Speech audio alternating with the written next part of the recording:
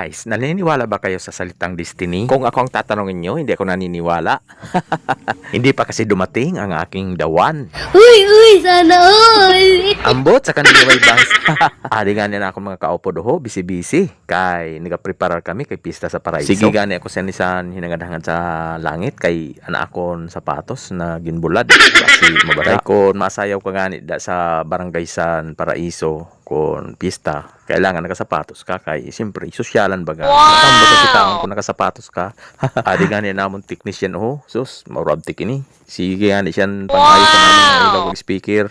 Kay siyempre dapat tuloy-tuloy ang aton serbisyo. Grabe gani ang bilib ko didi sa mga krusan Shaira Bin Light and Sound and Services kay kamang abtik kag kamang buot na tawo.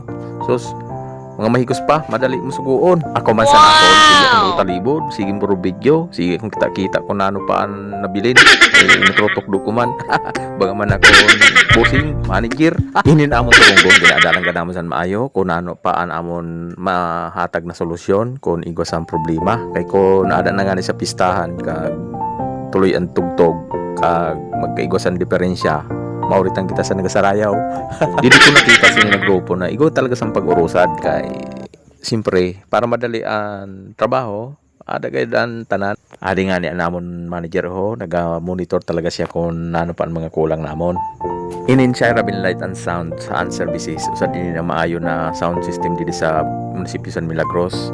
Kagan mga DJ didi, mga matibay, mga maayo mag-remixan, mga tugtog. Taud-taud gani nag-abot na ang track na makaragasan namon sound system pakato sa barangay San Paraiso.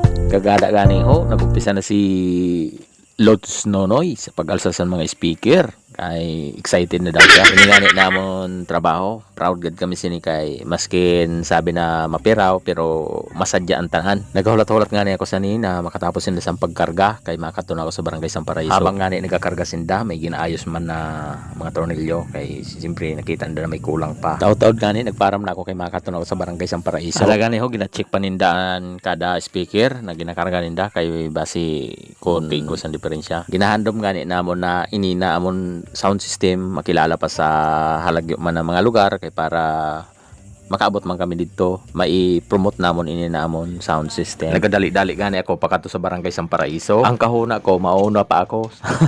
Sus, pag abot ko adto nagalit sinda. Abot ko ada naan mga speaker nakalatag na sa plaza.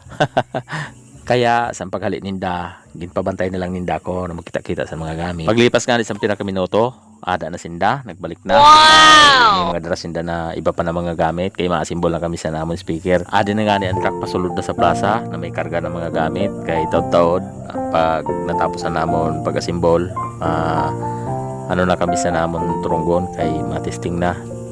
Na naman ako kay nakikita ko ang langit. Bagang kadampo gayod, nagdali-dali man ako pag pauli naman kay sabi ko agapan ko anakon mga linabhan kay base mabasa sa uran.